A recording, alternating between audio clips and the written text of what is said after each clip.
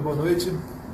Desde o começo, eu venho falando que temos dois problemas, né? Um imediato, a questão do vírus, e a outro depois do vírus, né? Ou durante até mesmo a pandemia, a questão do desemprego. Nós não podemos destruir os empregos. Então, esses dois problemas têm que ser tratados conjuntamente, né? Ao mesmo tempo. Aí foi o ponto de um atrito com o ministro Mandetta, a respeito da posição dele. Ele fez o seu trabalho, né? Mas chegou um dado momento que ele achava que não poderia falar ainda em combater o desemprego.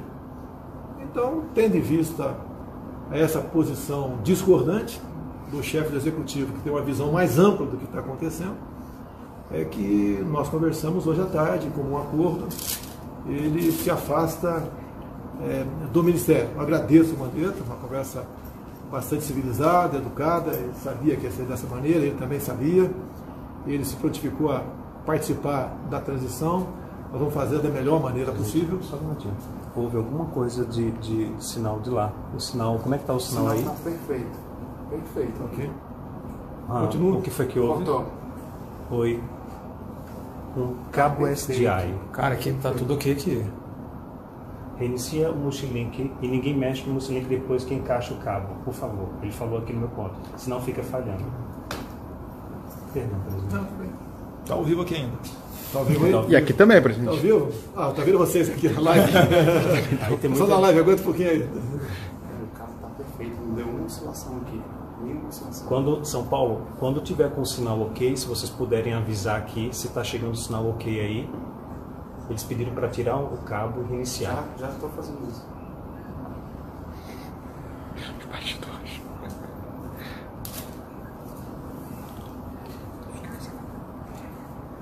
Vamos conversar. Vai Pode? com o pessoal da live aí, né? Pessoal da live aí. Presidente. Acho que do senhor. Continuar conversando? Quando entrar no ar, a gente volta aqui. Ok. Presidente, essa decisão que o senhor houve divisão, né? Houve gente que não gostou da mudança no Congresso Nacional, houve críticas. Como é que o senhor aceitou isso? É natural, democraticamente. Como, por exemplo, advém quando a manifestação contra algumas atitudes minhas, sem problema nenhum. Da minha parte, não tem retaliação, Foi lá, cara. faz parte da democracia. E tem que ser assim, que às vezes, quando se critica, né, você vai refletir se a crítica procede ou não. Então, teve gente no parlamento, sim, amigos deles. Teve amigos meus também que achavam Absoluto, que você fala que acaba, mas não é acaba. o que interessa, né? Nem Faz colaborar com a transição e acima de mim, do Mandetta, de qualquer outro ministro, de você também, está o Brasil. O presidente, a FMI deu uma projeção bem ruim para o Brasil, né? Em relação ao PIB, o crescimento. Não é o FMI apenas, né? É as projeções da própria equipe econômica nossa, né? Vai ter um crescimento negativo. Né? E nós temos que brigar para que seja Tá ouvindo, o menor possível. Só um minutinho, presidente. Peraí, como é que está o sinal aí? Ele está falando, você está ouvindo ele? Estou ouvindo. Estou tratando bem. Se você puder prender aqui para mim, Banco tá? Mundial citou algumas ações do governo. O Banco Mundial. Correto. O sinal está chegando bem aí. Não falou que o Brasil é exemplo, citou algumas ações econômicas. Ok. Estão ouvindo eles? Estão ouvindo São Paulo? Meu Deus.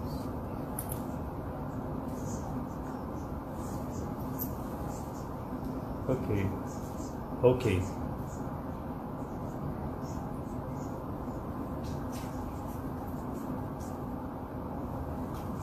Eu vou repetir a pergunta do presidente.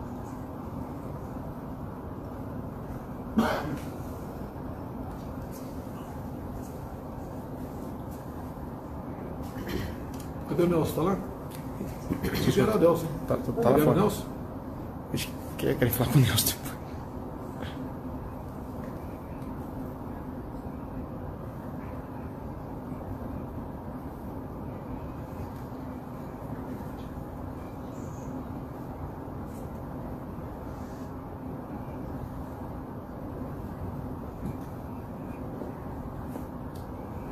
Ok. Presidente, perdão antes de tudo.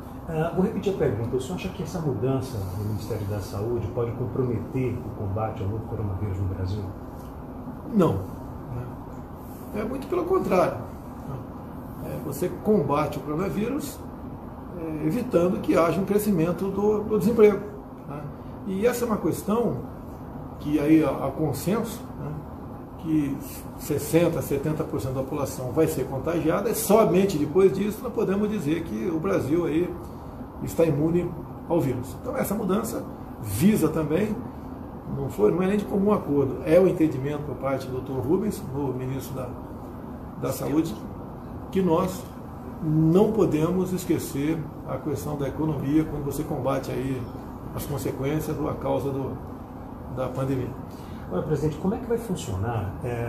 O senhor antecipou mais cedo, lá no Palácio do Planalto, o senhor antecipou a informação de que iria haver um afrouxamento de algumas medidas, mas paulatinamente. Como é que vai funcionar? O senhor falou depois do projeto de lei.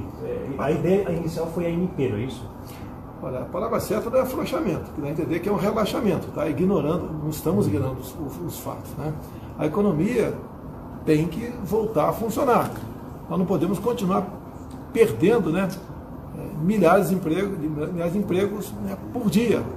Então em comum acordo, um planejamento bastante meticuloso, começar a reabrir o comércio. Se bem que a decisão disso, né, passa basicamente pelos governadores e prefeitos.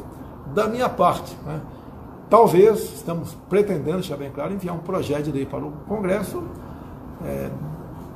definindo mais claramente o que são as profissões essenciais no Brasil. O parlamento vai decidir se concorda ou não, mas obviamente vai ter que votar com uma certa urgência esse projeto.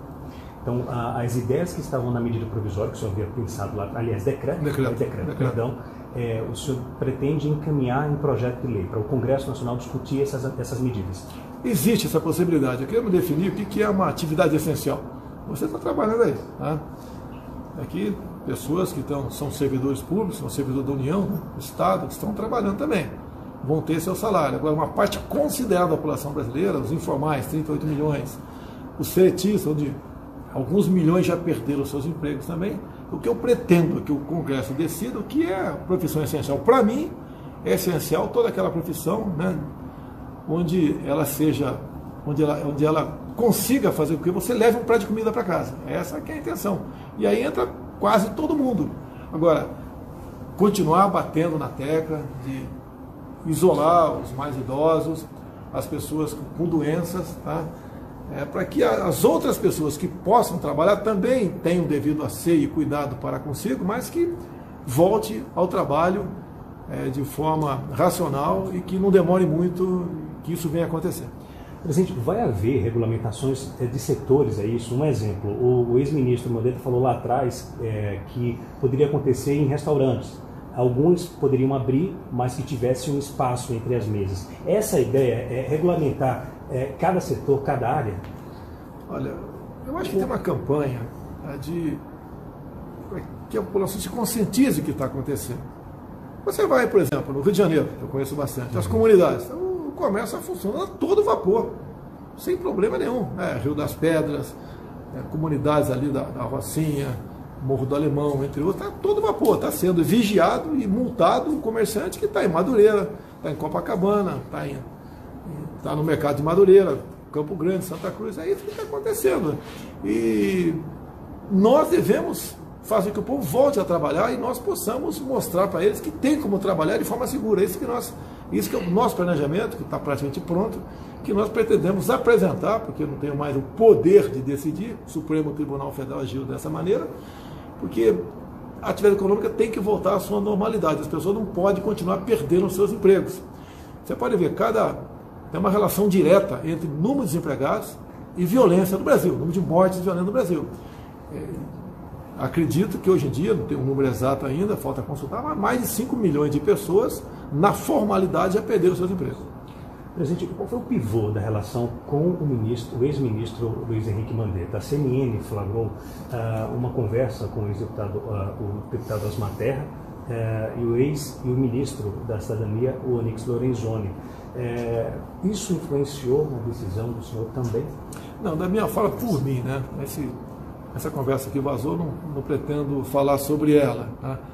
Para mim, eu achava, do Mandetta o contrário, que devíamos também tratar da questão do emprego no Brasil. Ele achava que tinha que ser praticamente 100% no combate à pandemia. A minha opinião é o contrário. São dois problemas que deviam ser encarados de forma simultânea. Então isso foi realmente o que levou ao desgaste, e acabou então culminando com a saída do Mandetta, com muita dor no coração, né? Assinei a exoneração dele. A conversa hoje com ele foi tranquila? Tranquila, tá? Agradeci, ele também é uma pessoa que é respeitada e entendeu que a situação estava no limite, né? E o meu ponto de vista, como chefe do Executivo, que tem que olhar para o Brasil como um todo, e não apenas uma parte, né? Devia ser respeitado. É natural isso daí. Então, com muita tristeza, eu assinei a demissão do Mandetta, e a gente espera que com o Rubens agora, o Nelson, desculpa aqui, não familiarizei com o nome dele ainda, com o Nelson, a gente realmente dê também a devida atenção para a questão do emprego no Brasil. O secretário executivo, o João Gabardo, deve ficar ou não? Isso vai passar muito mais pelo Nelson, né, do que por mim. Logicamente vai haver muita mudança lá. E da nossa parte, alguns, né, depender de mim, alguns serão aproveitados com toda certeza, até pela experiência que tem lá dentro. Em relação à questão financeira do país, presidente, vários estados pedem socorro porque a arrecadação vai ser com certeza baixa em relação ao ICMS e ISS. Lembrando que neste ano o rombo do governo federal era de 124 bilhões de reais. Esse número vai aumentar, porque o governo está gastando recurso, evidentemente num momento importante de uma crise. Mas como é que fica? Até quando o governo vai destinar recurso para os estados? Então, um projeto votado na Câmara, aprovado, está no Senado, fazendo com que, obrigando, né, que o Poder Executivo compense as perdas do ICMS e ISS. São um número bastante grande, não temos ao certo aqui, mas ultrapassa a casa dos 100 bilhões de reais. A gente pergunta até quando, né? E vamos supor que Paulo Guedes queria uma contrapartida, né, nessas questões aqui. A Câmara não aceitou a contrapartida. Estamos agora tentando negociar com o Senado, com o Davi Alcolumbre, que é o dono da pauta no Senado. Nós queremos uma conta de chegada. Tá? Todos têm que se sacrificar e ter responsabilidade nessa questão. Não pode apenas o parlamento, que tem autoridade, né, tem independência, mandar conta para a gente pagar. Então, cada governador tem o seu plano, fecha mais ou menos todo o comércio, deixa de arrecadar e simplesmente depois manda conta, não é para mim, é para o contribuinte pagar. Eu acredito, da forma como está proposto esse projeto, levando-se em conta tudo que já foi gasto até agora, a conta no final sai na casa de R$1 trilhão. R$1 trilhão. Tá?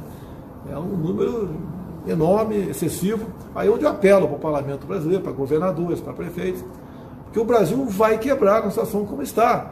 Não é simplesmente votar e está resolvido, manda a conta para ele pagar. Quem paga não sou eu, quem paga é o povo brasileiro, é o Brasil. Nós já temos uma dívida interna na casa dos 4 trilhões de reais. Vamos passar para 5 trilhões. Se a nossa economia desajustar, a taxa de juros que está lá embaixo, né, se tiver que, porventura, voltar a crescer, a nossa dívida vai crescer de forma tal que vai ficar impagável. O Brasil vai entrar numa insolvência, né, e dá tempo de salvar o Brasil ainda. Então a gente pede para todo mundo cabeça fria, tranquilidade.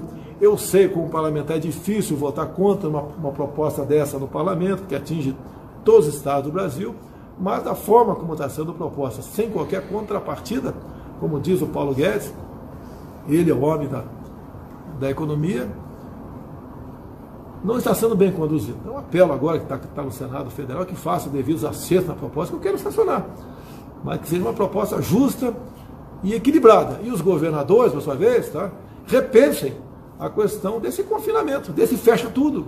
Não dá para continuar assim, porque a economia vai embora. E a economia indo embora, vão embora os empregos, tá certo? O pessoal ficando desempregado, aumenta a violência, aumenta a fome, problemas sociais podemos ter gravíssimos, podemos chegar num ponto tal que se não recupera mais a economia. E isso é bem claro, estamos preocupados com as vidas? Sim, estamos, mas o desemprego vai matar muito, mas muito mais do que poderá matar agora a questão do vírus. Presidente, o senhor defende então o valor de 77,5 bilhões que foi defendido o pacote de ajuda do ministro da Economia, Paulo Guedes, ao Congresso Nacional. O senhor defende, se o valor aumentar, a previsão, o senhor vai vetar? Olha só, o governo da Câmara, Rodrigo Maia, ele queria impor uma contribuição de todos os servidores do Brasil na casa de 25%. Então, quem ganhasse aí R$2.000, tá certo? Ia deixar de ganhar R$500. Tá? O Paulo Guedes, que buscou um meio termo nisso aí, propôs não ter reajuste até 31 de dezembro do ano que vem. Tá? Então, no meu entendimento, a proposta do Paulo Guedes é menos agressiva do que a do Rodrigo Maia. Um confisco de 20%, 25% dos salários. Você pode ver, quem tem um salário maior um pouco já paga, arredondando as contas aqui, 27% de imposto de renda, 20 e poucos por cento de contribuição previdenciária e mais 25% agora ele ganha um quarto do seu salário. E essas pessoas, quem paga aluguel, né, condomínio, paga a escola para o filho, não teria como, no meu entender, se ajustar. Então isso não era justo. Então, contra a proposta do Rodrigo Maia, o Paulo Guedes aventou essa possibilidade e não foi acolhida pela Câmara. Agora, a conta está toda em cima do Poder Executivo Central, que somos nós. Nós não aguentamos isso. Se eu pudesse, eu daria R$1 trilhão para cada estado.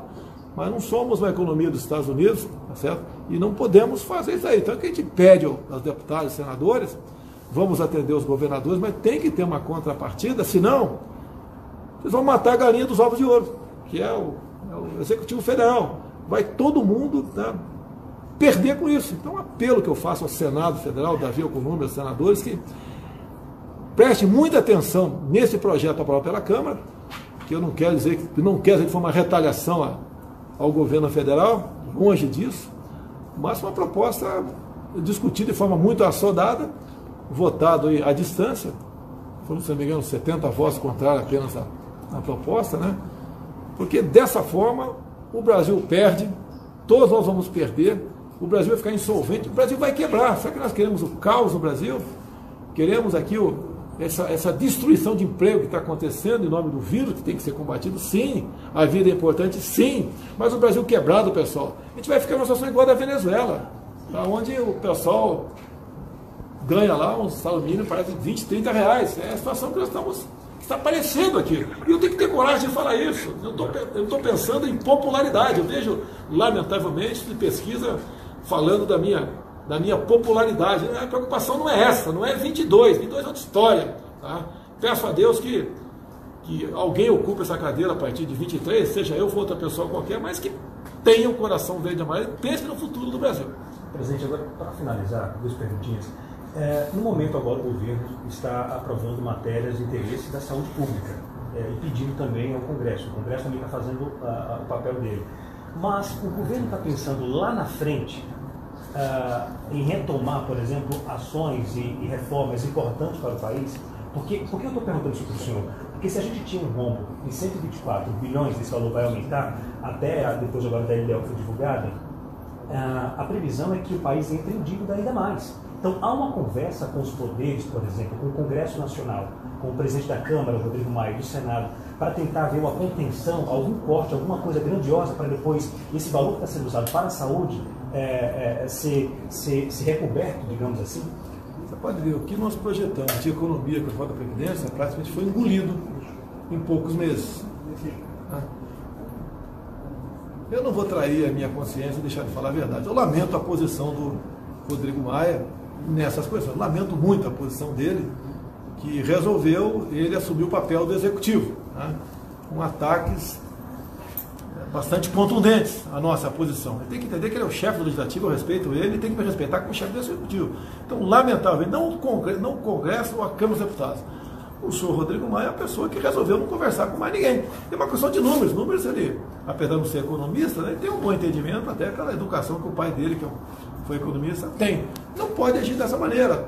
Pegar e jogar todos os governadores contra mim, fazendo uma pressão agora para que o Senado aprove essa proposta que tem, sem contrapartida. A gente não sabe até quanto pode chegar essa despesa, vai ultrapassar a 100 bilhões de reais. A gente não aguenta isso. Qual o objetivo do senhor Rodrigo Maia? Qual é resolver o problema ou atacar o presidente da República?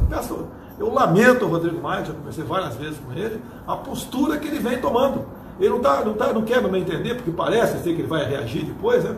Mas o sentimento que eu tenho, que ele não quer amenizar os problemas, combater aí o vírus, não deixar que a economia vá para o espaço. Ele quer atacar o governo federal, enfiando a faca no governo federal, no sentido aí figurativo, né?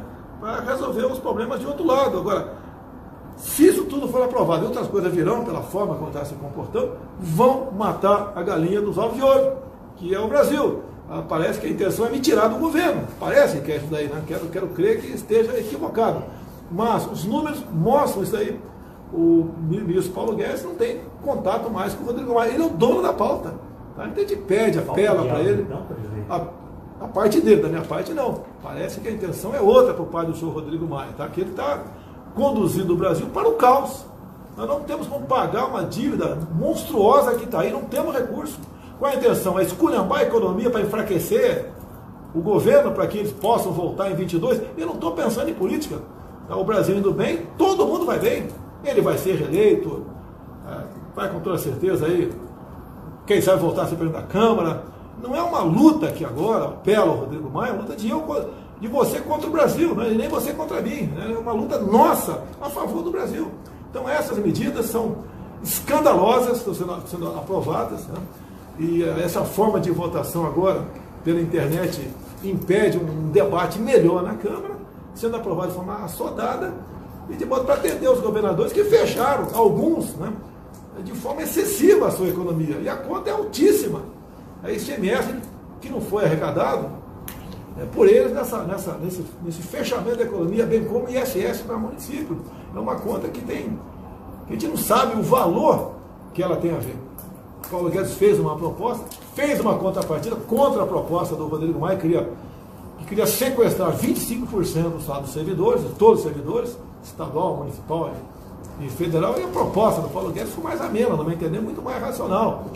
Não ter reajuste até 31 de janeiro, até 31 de dezembro do ano que vem. O que o senhor acha que deve haver para poder acontecer uma economia de recursos do país? Nem precisa conversar com o Rodrigo Maia, ele sabe que está errado a posição dele, essa forma que ele está conduzindo as votações. No primeiro encontro que tivemos com os governadores, aproximadamente um mês, eles mandaram uma carta, nós fizemos videoconferência com todos eles, tá certo? E nós atendemos no que eles queriam e mais alguma coisa. Agora, não houve um segundo momento de negociação. Pegaram um projeto, o Plano Mansueto, e resolveram simplesmente a parte que interessava para eles aprovar, a parte que não interessava não aprovava. Agora, o Brasil, deixa bem claro, tá certo?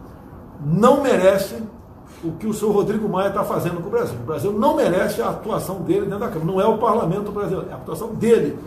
Não me desculpa, Rodrigo Maia, péssima a sua atuação. Quando você fala em diálogo, a gente sabe qual é o teu diálogo. Então, esse tipo de diálogo não vai ter comigo. E não estou rompendo com o parlamento, não. Muito pelo contrário. É a verdade que tem que ser dita. E nós sabemos que o Brasil está vendo muito bem.